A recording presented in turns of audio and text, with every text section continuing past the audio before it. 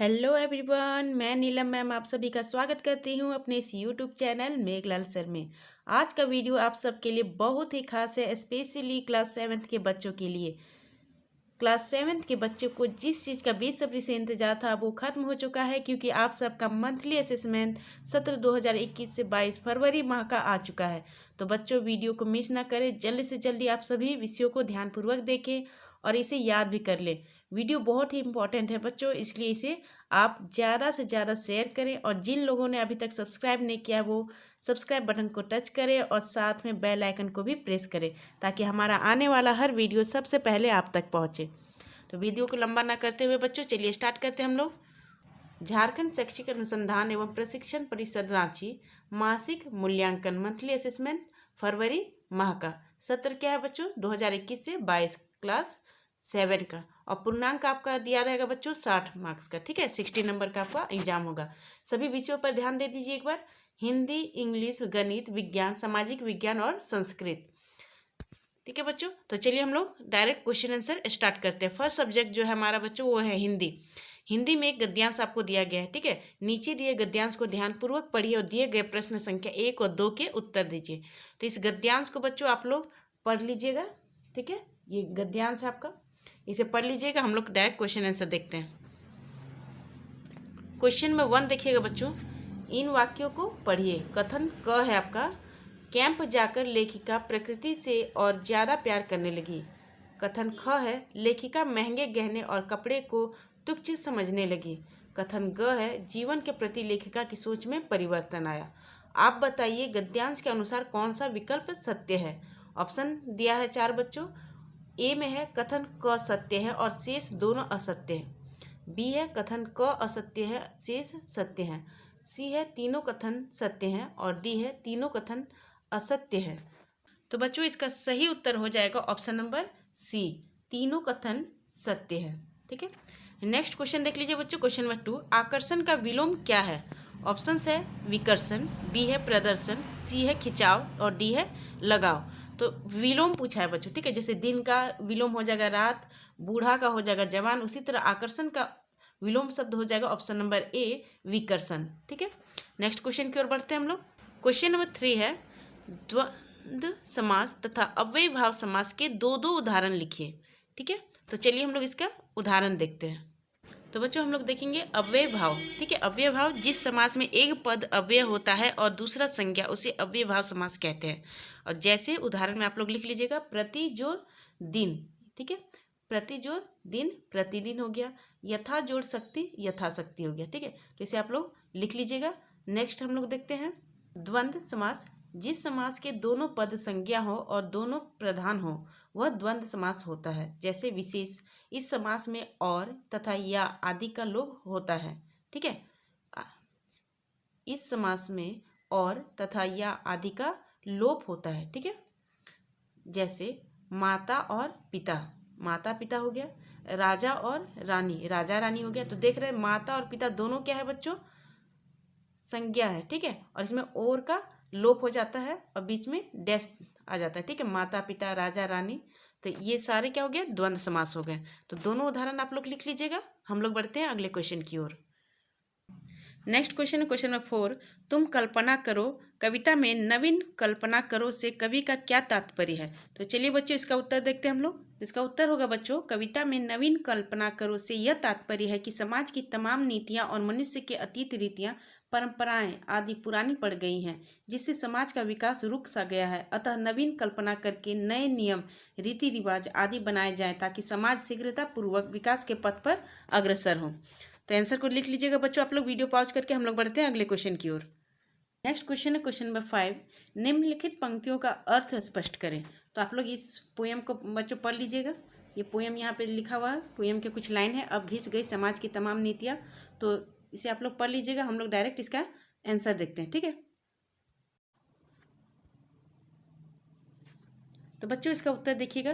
प्रस्तुत पद्यांश हमारी हिंदी की पाठ्यपुस्तक भाषा मंजरी में संकलित कविता तुम कल्पना करो से उद्धृत है, जिसके कवि श्री गोपाल सिंह नेपाली हैं। इन पंक्तियों में प्राचीनता त्याग कर नवीनतम की ओर उन्मुख होने का आह्वान किया गया है। व्याख्या इसका देखिएगा बच्चों। कवि के कथनानुसार समाज को विकास की ओर ले जाने वाली तमाम नीतियाँ तथा रीति रिवाज अब प्राचीन पड़ गए हैं। अब उन पुराने नियम, रीति रिवाज, परंपराओं से समाज का विकास नहीं हो सकता। विभिन्न प्रकार की कुरीतियाँ घर समाज में व्याप्त हो गई हैं और वे हमें चुनौती दे रही हैं। ऐसी स्थिति में हमें अपने देश के समग्र विकास के लिए कल्पना करने की आवश्यकता है। हम नित्य नवीन कल्पना करके देश को सामाजिक, राजनीतिक, आर्थिक और सांस्कृतिक विकास कर सकते हैं। तो आप लोग इसे वीडियो पॉज करके लिख लीजिएगा बच्चों। हम लोग बढ़ते हैं अगले क्वेश्चन की ओर। हिंदी हमारा कंप्लीट हो गया बच्चों। अब हम लोग का सब्जेक्ट है इंग्लिश। ठीक है, चलिए इंग्लिश में देखते हैं। Read the given stanza and answer the questions that follow.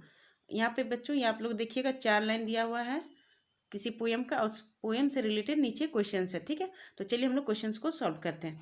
The given stanza talk about, ठीक है, ये जो स्टैंजाज दिए गए हैं ये किसके बारे में आपसे बात कर रहे हैं। तो ऑप्शंस है ऑप्शंस है बच्चों, option number A patriotism, B है फ्रेंडशिप, सी है nature of person and D है फैमिली। तो इसका सही उत्तर हो जाएगा बच्चों फ्रेंडशिप, ऑप्शन नंबर बी। ठीक है, देख लीजिए आप लोग यहाँ पे option number B friendship, B a friend, you don't need money. तो इसमें किसके बारे में बात किया है बच्चों, फ्रेंड के बारे में, यानी फ्रेंडशिप। ठीक है, नेक्स्ट क्वेश्चन है question number 2। According to the given stanza what is not, not पर ध्यान दीजिएगा, required to be a friend, friend के लिए क्या रिक्वायर्ड नहीं है। तो चलिए इसे देखते हैं। गुड टेम्पर, बी है wish to help, lot of money, और डी है wish to get along somehow. ठीक है, तो इसका राइट ऑप्शन हो जाएगा बच्चों option number C, lot of money. Next question है question number 2। Why was the mother unhappy with Attila, mother Attila से नाखुश क्यों रहती है। ठीक है, तो चलिए इसका आंसर देखते हैं हम लोग। The mother was unhappy with Attila for somebody came every morning and stole away all the flowers in the garden, but Attila didn't do anything for that. ठीक है, तो इसका आंसर आप लोग लिख लीजिएगा। नेक्स्ट क्वेश्चन है बच्चों, according to the chapter the eyes have it, how did the man know that the girl was blind. तो चलिए क्वेश्चन नंबर 3 का आंसर देखते हैं बच्चों। हम लोग देखेंगे बच्चों, as the new traveller entered the compartment and took her seat, the narrator asked about the girl who had just left, the new travellers noticed only the eyes and said they were of no use of her because she was completely blind. तो इसका answer लिख लीजिएगा बच्चों आप लोग। हम लोग बढ़ते हैं अगले क्वेश्चन की तरफ। नेक्स्ट क्वेश्चन है question number 4। Write 4 lines about the blacksmith as figured by the poet in the poem the village blacksmith. तो चलिए बच्चों 4 पॉइंट्स आप लोग को लिखना है, तो हम लोग इसके आंसर्स को देखते हैं। तो इसका आंसर देखते हैं बच्चों। The smith has large and sinewy hands, the muscles of his brawny are as strong as iron, his face is like a tan, his brow is wet with honest sweat. तो देखेंगे बच्चों यहाँ पे 4 points आप लोग का है। पहला पॉइंट यहाँ पर आप लोग लिखिएगा इससे, ठीक है, साइनवे हैंड। उसके बाद दूसरा पॉइंट आपका यहाँ से स्टार्ट हो जाएगा। थर्ड जो पॉइंट है बच्चों यहाँ हिज फेस से स्टार्ट हो जाएगा, और फोर्थ पॉइंट यहाँ पे स्टार्ट होगा बच्चों his brow is wet with honest sweat. तो 4 पॉइंट्स आप लोग को लिखना है, आप लोग लिख लीजिएगा। ठीक है, हम लोग बढ़ते हैं अगले क्वेश्चन की ओर। बच्चों आप लोगों का इंग्लिश का सेक्शन कंप्लीट हो गया। अब हमारा गणित का सेक्शन स्टार्ट हो रहा है। ठीक है, तो ध्यानपूर्वक देखिएगा। गणित में पहला क्वेश्चन है, दो सर्वांगसम कोणों में एक कोण की माप 50 डिग्री हो तो दूसरे कोण की माप निम्नलिखित में से क्या होगी। ऑप्शन है बच्चों 30 डिग्री, 40 डिग्री, 50 डिग्री और डी है 130 डिग्री। तो सर्वांगसम कोणों की बात की है बच्चों, तो यहाँ 50 है तो नीचे भी क्या होगी, दूसरा कोण भी हमारा क्या होगा 50 डिग्री होगा, यानी ऑप्शन नंबर सी बिल्कुल सही होगा। नेक्स्ट क्वेश्चन देखते हैं क्वेश्चन नंबर 2। एक आयत जिसकी लंबाई 24 मीटर तथा चौड़ाई 18 मीटर है तो आयत का क्षेत्रफल निम्नांकित विकल्पों में से चुनकर लिखिए। तो देखिए बच्चों आपको मैं यहाँ पे करके दिखाती हूँ कि एक आयत है, ठीक है, एक आयत है, उसका क्या बोला 24 मीटर लंबाई है और चौड़ाई आपका 18 मीटर दिया हुआ है। ठीक है, तो आप लोग जानते हैं बच्चों आयत का क्षेत्रफल होता है वो क्या होता है बच्चों, तो लंबाई गुना चौड़ाई। ठीक है, तो लंबाई गुना चौड़ाई होगा, तो लंबाई आपका 24 है, चौड़ाई है हो गया 18। तो दोनों को जब गुना करेंगे बच्चों तो हमारा आंसर आ जाएगा 432। जब इसे सॉल्व कीजिएगा, दोनों को आपस में गुना कीजिएगा तो 432 वर्ग मीटर आएगा, जो कि ऑप्शन नंबर बी के बराबर है। ठीक है बच्चों, हम लोग बढ़ते हैं अगले क्वेश्चन की ओर। Question number 3। क्वेश्चन नंबर 3 में दिया है 7 सेंटीमीटर भुजा वाले एक समबाहु त्रिभुज की रचना कीजिए। तो बच्चों इसका सॉल्यूशन देखिएगा कि सबसे पहले आप अपने इंच में से क्या करना है, एक 7 सेंटीमीटर की लकीर खींचनी है। ठीक है, 7 सेंटीमीटर की लकीर खींच देनी और दोनों बिंदुओं को नाम दे दीजिएगा आप ए और बी नाम दे दिए। अब क्या करना है, जो आपका कंपास होता है बच्चों, ठीक है, ऐसे करके एक कंपास रहता है जिसमें आप एक तरफ पेंसिल को फिट करते हो और दूसरी तरफ एक सुई की नोक की तरह होती है। ठीक है, तो आपको इसमें से क्या करना है, कंपास ले लेना है। कंपास में से 7 सेंटीमीटर को नाप लेना है बच्चों, अच्छे से 7 सेंटीमीटर स्केल में नाप लीजिएगा आप। उसके बाद क्या करना है, ए पॉइंट पे बैठाएंगे। ए पॉइंट पे बैठा करके आप ऐसे करके कट करोगे और फिर बी पॉइंट पे रख के उसे फिर से कट करोगे और जो पॉइंट जहाँ पे दोनों कटते हैं बच्चों, उस पॉइंट को इधर और इधर मिला देना है। तो ये भी आपका 7 सेंटीमीटर हो जाएगा, ये भी आपका 7 सेंटीमीटर हो जाएगा। ठीक है, तो ये बन गया आपका समबाहु त्रिभुज। तो आपको मैंने यहीं पर बता दिया है स्क्रीन पे, आप लोग ऐसे ही बना लीजिएगा। नेक्स्ट क्वेश्चन की ओर बढ़ते हैं बच्चे हम लोग। नेक्स्ट क्वेश्चन है क्वेश्चन नंबर 4। 16,900 वर्ग मीटर क्षेत्रफल वाले वर्ग का विकर्ण ज्ञात करना है। ठीक है, तो ज्ञात करने के लिए कहा गया, चलिए हम लोग इसका विकर्ण ज्ञात करते हैं। तो बच्चों इसका देखिए, वर्ग का क्षेत्रफल क्या होता है बच्चों, भुजा गुना भुजा। ठीक है, और वर्ग का क्षेत्रफल आपको दिया गया है 16,900। 16,900 आपको वर्ग का भुजा दिया हुआ है। ठीक है बच्चों, और इधर क्या है आपका, भुजा गुना भुजा हो गया, भुजा का स्क्वायर। और जब ये स्क्वायर इधर आएगा बच्चों तो ये क्या हो जाएगा, रूट में बदल जाएगा। ठीक है, ये कहाँ हो जाएगा, रूट में बदल जाएगा। तो भुजा इक्वल टू क्या हो गया, रूट 16,900। तो देखिए इसको हम लोग सीधा करके लिख दिए, भुजा इक्वल टू 16,900। अब क्या करना है बच्चों, वर्ग का विकर्ण निकालने के लिए हम लोग को क्या करना पड़ता है, √2 गुना भुजा। √2 से क्या करते हैं, भुजा को गुना करते हैं। ठीक, √2 गुना भुजा जो आपका निकला है यहाँ पर, उस भुजा का वैल्यू को यहाँ पर पुट कर देंगे, बैठा देंगे। उसके बाद इन दोनों को आपस में गुना कर देंगे। जब गुना करेंगे तो आएगा बच्चों 33,800। अब 33,008 को जब हम लोग रूट तोड़ेंगे बच्चों तो हमारा क्या आएगा, 183.84 सेंटीमीटर। ठीक है, तो ये आपका निकल गया वर्ग का विकर्ण। ऐसे ही आप लोग निकाल लीजिएगा। हम लोग बढ़ते हैं अगले क्वेश्चन की ओर। नेक्स्ट क्वेश्चन है क्वेश्चन नंबर 5। दिए गए माप के अनुसार छायांकित भाग का क्षेत्रफल ज्ञात करना। तो ये देखिए बच्चों, एक आयत आप लोगों को यहाँ पे दिया गया है। ठीक है, ये आयत है आप लोगों का और इसके अंदर एक त्रिकोण बना हुआ है। ठीक है, तो ये बेस भी दिया हुआ है और इसका ऊंचाई भी दिया गया है। ठीक है, और ये छायांकित भाग को आपको निकालने के लिए कह रहा है। तो सबसे पहले आप इस आयत की लंबाई गुना चौड़ाई। ठीक है, पहले इस आयत का क्षेत्रफल निकाल लेंगे आप लोग। उसके बाद क्या करेंगे बच्चों, आयत का क्षेत्रफल में माइनस कर दीजिएगा किसको, इस त्रिकोण को। आयत का क्षेत्रफल से आपको क्या करना है, त्रिकोण के क्षेत्रफल को माइनस कर दीजिएगा बच्चों, तो छायांकित भाग आसानी से निकल जाएगा। तो चलिए इसका उत्तर हम लोग देखते हैं। तो देखिए बच्चों, हमने क्या ले लिया, इस आयत में ABCD एक आयत है। इसके अंदर एक त्रिकोण बना हुआ है EBEC।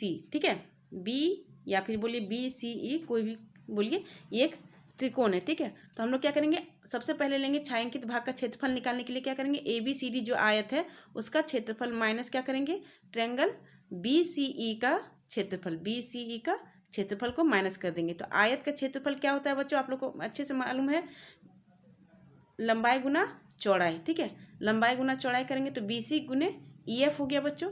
और हमारा जो त्रिकोण का क्षेत्रफल होता है वो क्या होता है, 1/2 बेस गुना हाइट। ठीक है, तो हम लोग 1/2 लिख दिए और BC जो इसका बेस है उसे लिखा गुना EF जो इसका हाइट है 4 सेंटीमीटर। ठीक है, लिख दिया। उसके बाद जब हमने इसे सॉल्व किया बच्चों, देख लीजिए BC गुना EF आता है 6 गुने 4 और इधर भी आएगा बच्चों, 2 से 4 कटेगा, 2 दूनी 4 हो जाएगा। तो इधर कितना आएगा, 6 दूनी 12 और इधर हो गया बच्चों 6 चौक 24। 24 में 12 जाएगा, कितना बचेगा बच्चों, 12 सेंटीमीटर स्क्वायर।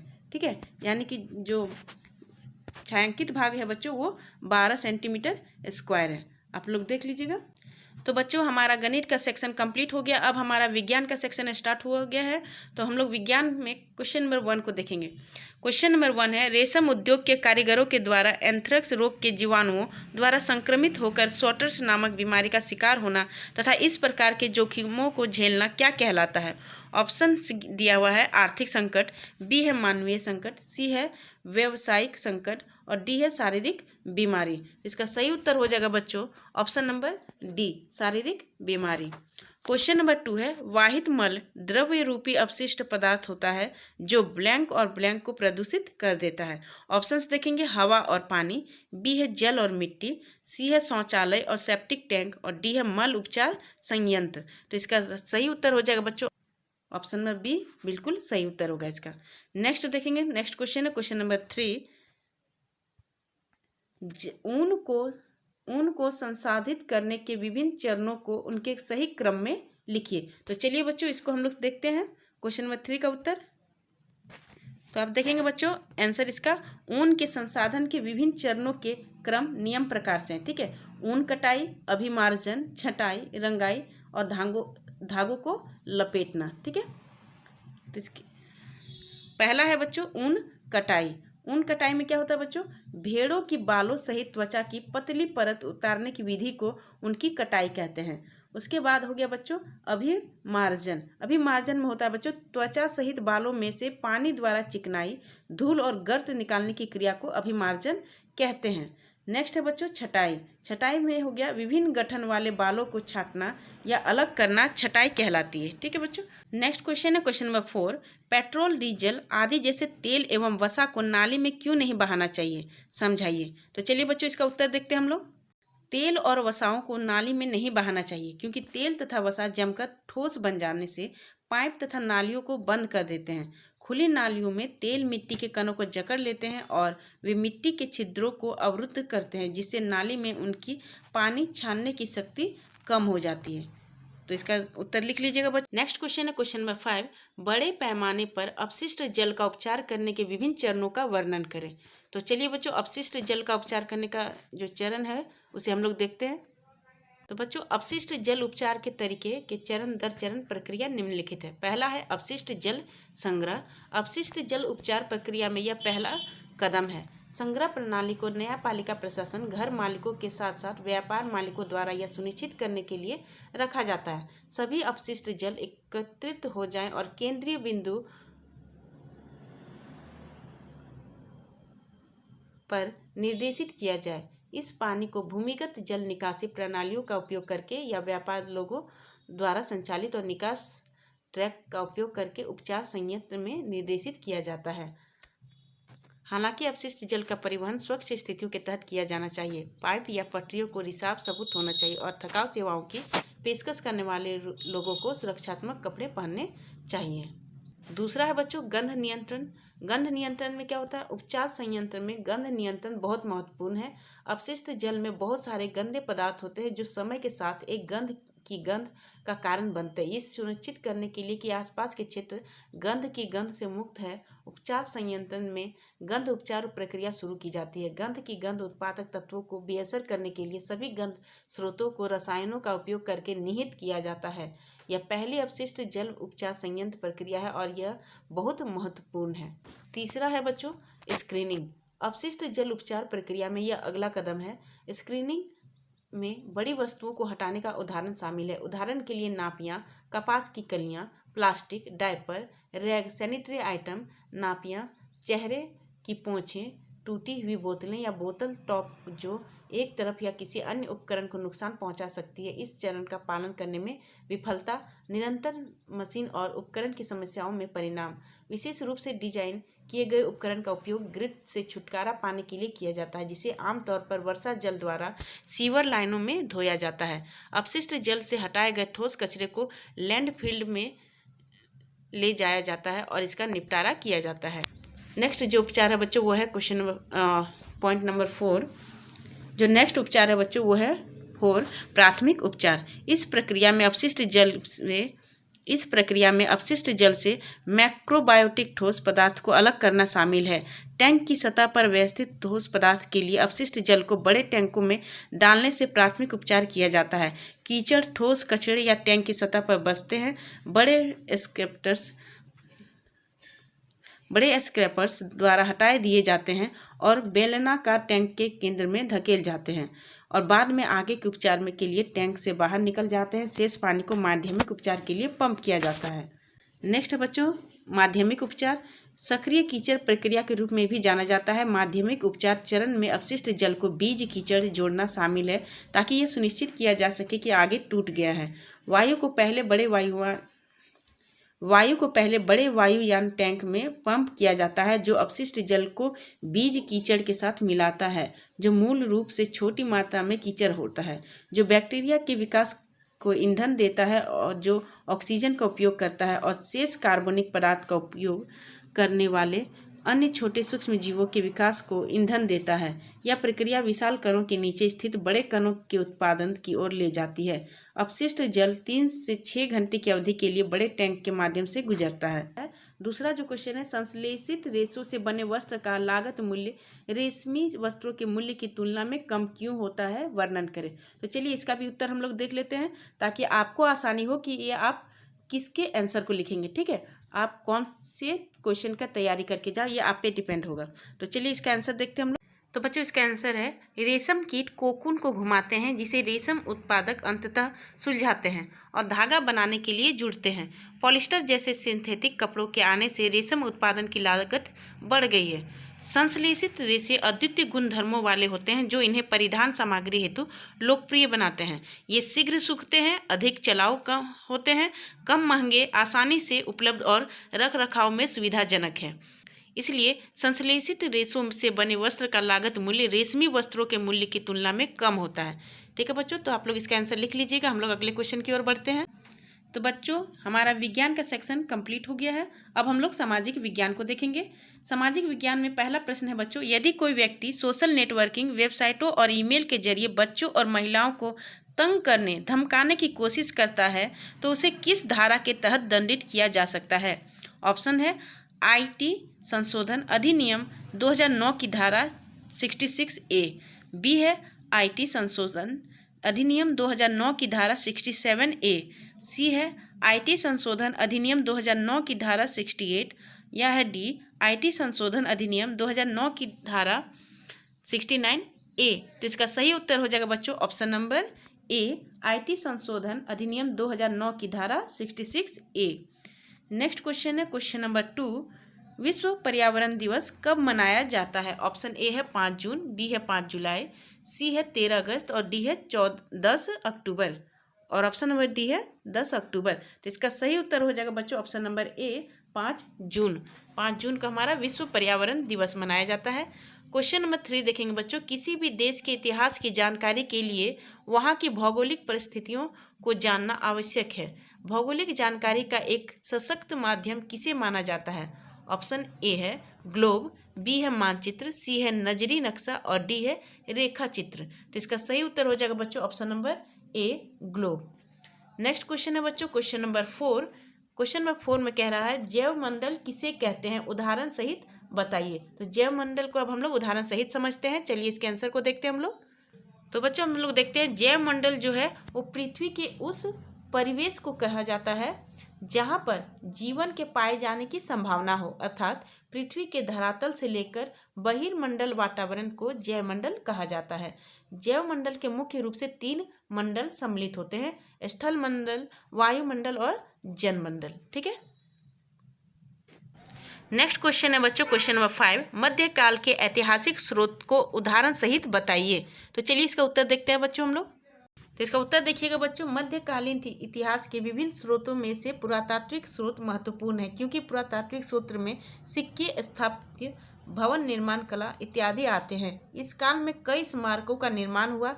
दक्षिण के राजाओं के द्वारा कई मंदिरों का निर्माण में कई स्मारकों का निर्माण कराया गया। सल्तनत एवं मुगल काल के शासकों ने कई मस्जिदें एवं मकबरे बनाए। ये भवन उस काल के भवन निर्माण की तकनीक एवं कला को स्पष्ट करते हैं।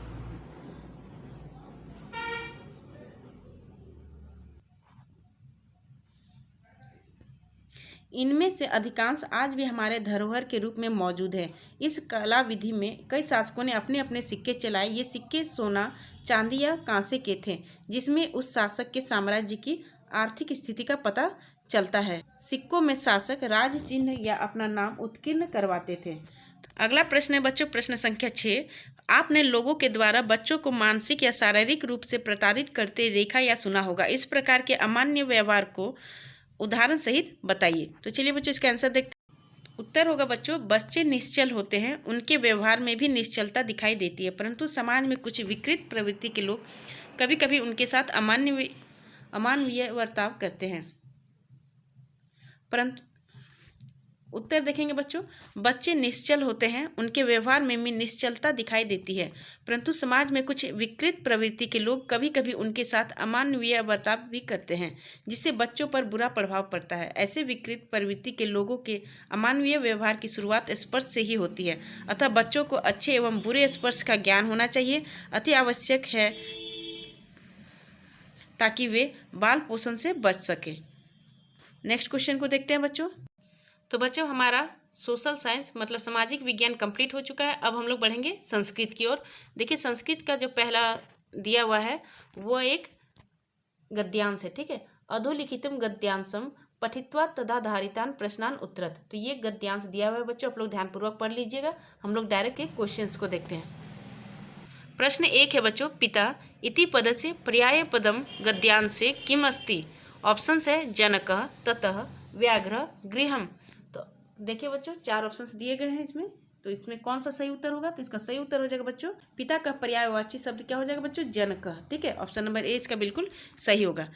प्रश्न संख्या 2 है बच्चों, अनेके मृगा अत्र विशेषण पदम किम। ए है एषः, बी है अत्र, सी अनेके और डी है मृगा। तो इसका सही उत्तर हो जाएगा बच्चों क्वेश्चन नंबर 2 का ऑप्शन नंबर सी अनेके। नेक्स्ट क्वेश्चन है बच्चों, पूर्ण वाक्य उत्तरत। प्रश्न संख्या 3 है, मयूर किम करोति। मयूर किम करोति हम लोग देखेंगे यहाँ पे बच्चों। तो गद्यांश में इसका उत्तर देखेंगे बच्चों। गद्यांश में इसका उत्तर यहाँ पर है, मयूर शोभनम नृत्यति, ठीक है, नृत्यति। तो ये हो जाएगा आपका 3 का आंसर, यहाँ से यहाँ तक। नेक्स्ट है क्वेश्चन नंबर 4, श्यामा केन सह गच्छति। श्यामा केन सह गच्छति। तो इसका भी देखेंगे बच्चों हम लोग गद्यांश में। इसका आंसर हो जाएगा, यहाँ से लिखिएगा श्यामा और यहाँ इस लाइन में देखिएगा सह को काट दीजिएगा, यहाँ से लिखिएगा जनकेन सह गच्छति। श्यामा जनकेन सह गच्छति। तो आपका आंसर बच्चों आपके गद्यांश में ही है, आप लोग लिख लीजिएगा, ठीक है। अब आप लोग टोटल देख लीजिए, सभी विषयों का हमने सॉल्यूशन कर दिया, कोई भी क्वेश्चन को हमने छोड़ा नहीं है, सभी क्वेश्चंस को कर दिया है सॉल्व। अब आप लोग अपने इच्छानुसार अपनी तैयारी खुद से कर लीजिए। तो बच्चों, जिन लोगों ने अभी तक हमारे चैनल को सब्सक्राइब नहीं किया है वे जल्दी से जल्दी चैनल को सब्सक्राइब कर दें और बेल आइकन को भी प्रेस कर दें, ताकि आने वाला हर वीडियो सबसे पहले आप तक पहुंचे।